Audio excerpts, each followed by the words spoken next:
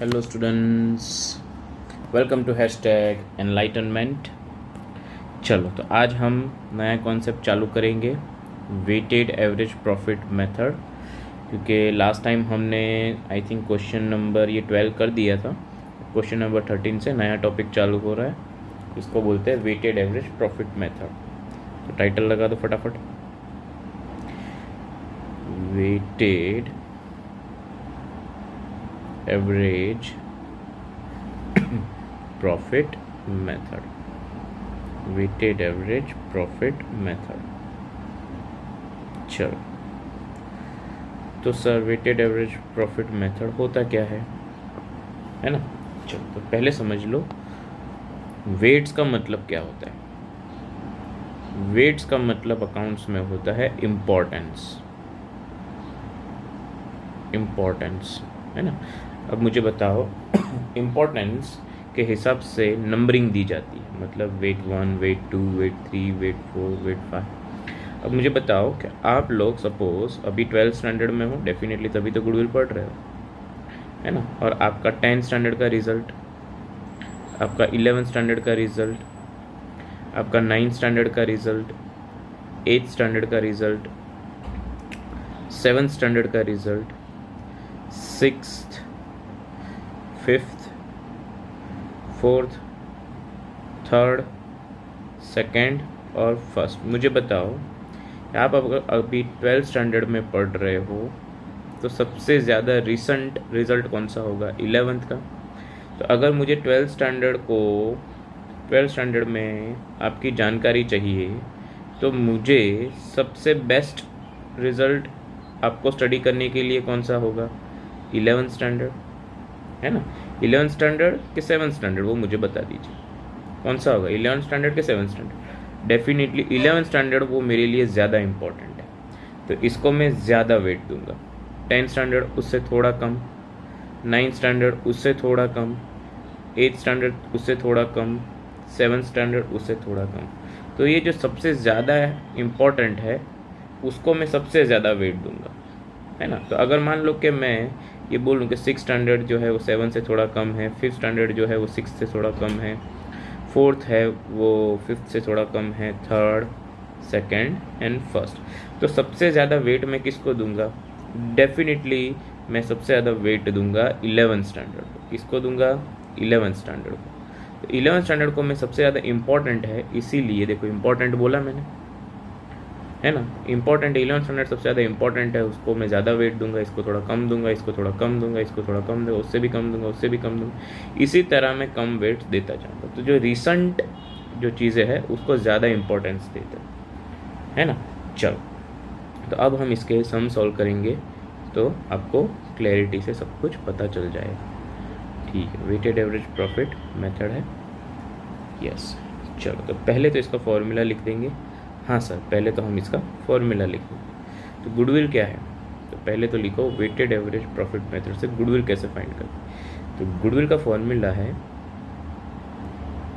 Weighted average profit, जो भी है weighted average profit multiply by NYP, है ना। हाँ सर, तो वेटेड एवरेज प्रॉफिट का फॉर्मूला लिखो।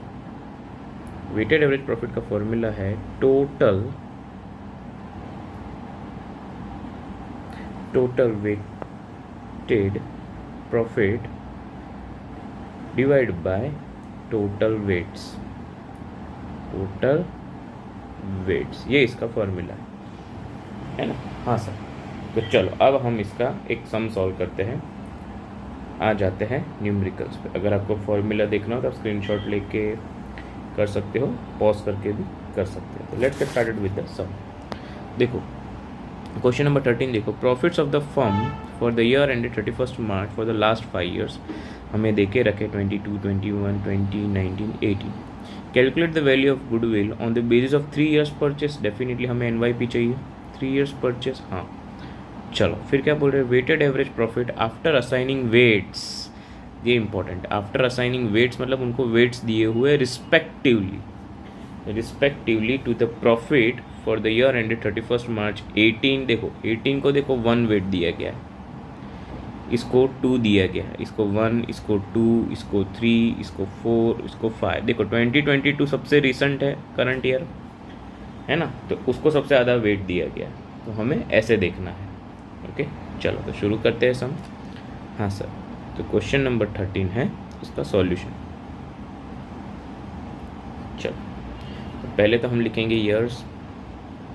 ईयर्स कौन से है सर? 2018, 2019, 2020, 2021 एंड 2022, है ना। हाँ, ये ईयर्स है।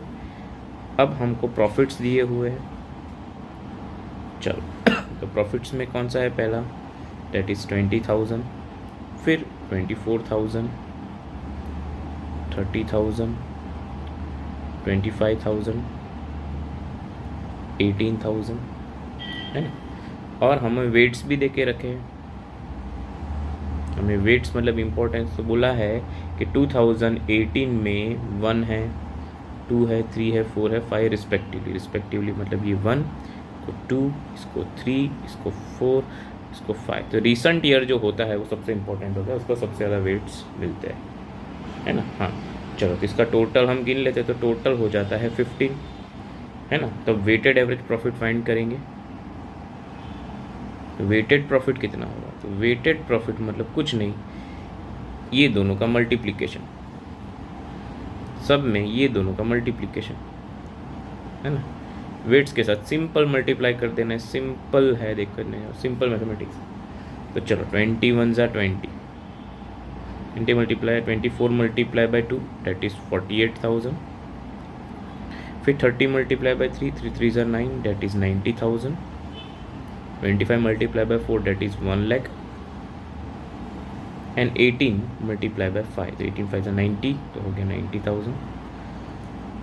हम इसका टोटल कर देते हैं, तो टोटल जो है इसको बोलते हैं, ये आ गया 3,48,000। तो ये है weighted profit, total weighted profit. तो चलो फॉर्मूला हम लगा देते हैं। तो फॉर्मूला क्या है सर? फॉर्मूला है goodwill is equal to weighted profit, weighted average profit हम लिखेंगे, क्योंकि ये टोटल ओवरऑल गुडविल का फॉर्मूला है ना। Weighted average profit multiply by NYP, है ना। हाँ, NYP हम लिख देंगे। चलो, तो वेटेड प्रॉफिट क्या है? Weighted average profit is equal to 3,48,000। ये वेटेड एवरेज का टोटल है ना। हमने फॉर्मूला में लिखा था कि मैं लिखूँ फॉर्मूला, चलो लिख ही देता हूँ, रिस्क नहीं लेता हूँ, नहीं तो आप लोग फॉर्मूला भी नहीं लिखोगे। टोटल वेटेड प्रॉफिट, है ना, डिवाइड बाय टोटल वेट्स। मुझे बताओ टोटल वेटेड प्रॉफिट कितना है? टोटल वेटेड प्रॉफिट ये रहा, देखो, है ना, वेटेड प्रॉफिट का टोटल, तो कितना आ गया? 3,48,000। अच्छा, टोटल वेट्स कितने हैं? वो है 15, डिवाइड बाय 15 कर देंगे, है ना। तो डिवाइड बाय 15 कितना आया? तो करते कैलकुलेट, तो आ गया 23,200। लेकिन ये तो वेटेड एवरेज प्रॉफिट मिला है, हमें तो मल्टीप्लाई बाय NYP करना पड़ेगा। तो मल्टीप्लाई बाय हम NYP, तो NYP कहाँ है? हमें सर NYP दिया हुआ है 3 years परचेसेस, है ना। चलो, तो मल्टीप्लाई बाय 3 कर देंगे, तो आंसर क्या आ जाता है? 69,600। ये हमारा आंसर आ गया है 69,600। सिंपल। चलो, अब क्वेश्चन नंबर 14 करते हैं। क्वेश्चन नंबर 14 बहुत ही अच्छा सम है, इसको थोड़ा IMP कर देना। चलो, तो क्वेश्चन नंबर 14 में क्या बोला हुआ है कि Raman and Daman are the partner sharing profit and loss 60:40 ratio. For the last 4 years, they have been getting annual salaries 50,000 and 40,000. Okay, the annual account has shown the following net profit charging before charging partners salary. अच्छा, the year ended 2020 को इनका profit है 1,40,000, फिर है 1,01,000 और 1,30,000. On 1st April 2022, Zenu admitted the partner 1/4 share in profit without any salary. Okay. Goodwill is to be valued for 4 years purchase. क्या दिया हुआ है? Goodwill is to be valued 4 years purchase. Weighted average profit for the last 3 after partner salary. मतलब हमें ये जो profit है उसमें पार्टनर की सैलरी देना बाकी है. ये जो प्रॉफिट है उसमें पार्टनर की सैलरी देना बाकी है, तो हम दे देंगे. उसके बाद वेट्स दिए हैं. कितने वेट्स दिए हुए sir? 1, 2 and 3. The greatest weight being given to the last year. जो लास्ट ईयर कौन सा है? लास्ट में ये रहा है ना. चलो, तो ये हो गया, हमने पूरा क्वेश्चन पढ़ लिया है.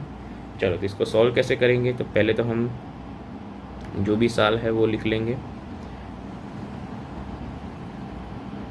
चलो, अब हमें क्या बोला है कि हमारा प्रॉफिट कितना है. ये तो ईयर्स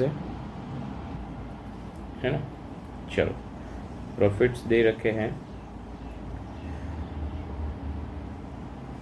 तो हम क्या करेंगे, यहाँ पैसे ले लेंगे. 1,40,000 जो है, 1,40,000 जो है उसमें से हमें 90,000 सैलरी देनी है.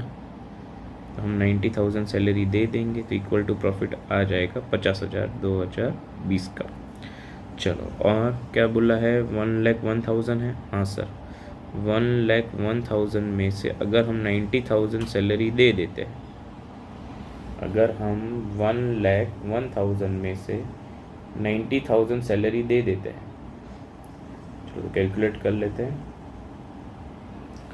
तो ये आ गया 11,000. चलो, अब क्या है? 1,30,000. तो चलो लिख देते हैं 1,30,000 में से अगर हम 90,000 सैलरी दे देते हैं तो कितना होता है ना. चलो, तो हो जाता है ये 40,000 है ना. अब हम उनको वेट्स देंगे. तो ऑलवेज बच्चे क्या करते हैं, पहले वेट्स देते हैं फिर माइनस करते हैं. ऐसा नहीं करने का, पहले माइनस कर देने का फिर वेट्स देने. तो वेट्स क्या है? तो वेट्स दिए हुए 1, 2, 3, 1, 2 एंड 3. ये हमने कर दिया. यस, तो ये हो गया टोटल 6. अब वेटेड प्रॉफिट, चलो तो मल्टीप्लाई कर रहे, ये हो जाता है 50,000. ये दोनों का मल्टीप्लाई करने का, ये दोनों का मल्टीप्लाई करने का, और ये दोनों का मल्टीप्लाई करने का. चलो, तो हो गया अभी ये 22,000 और 40 × 3 that is 1,20,000.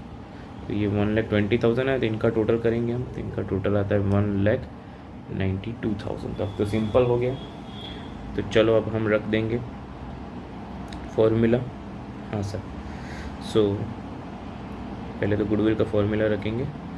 Goodwill is equal to weighted average profit multiply by NYP. Weighted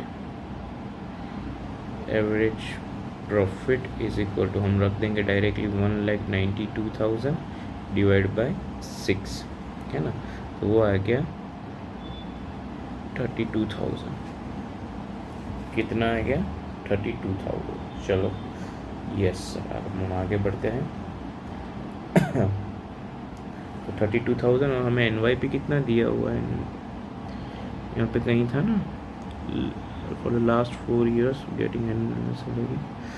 yes, NYP 4 है. चलो, तो 32,000 इंटू 4 करेंगे हम. यस, तो आ गया 1,28,000 है ना. चलो, तो ये थोड़ा इम्पोर्टेंट था. तो देखो, TS गरेवाल सर का भी आंसर वही है. तो आंसर हमारा आ गया, और वेटेड एवरेज प्रॉफिट यहाँ पे ख़त्म होता है. अब हम आगे करेंगे सुपर प्रॉफिट मेथड.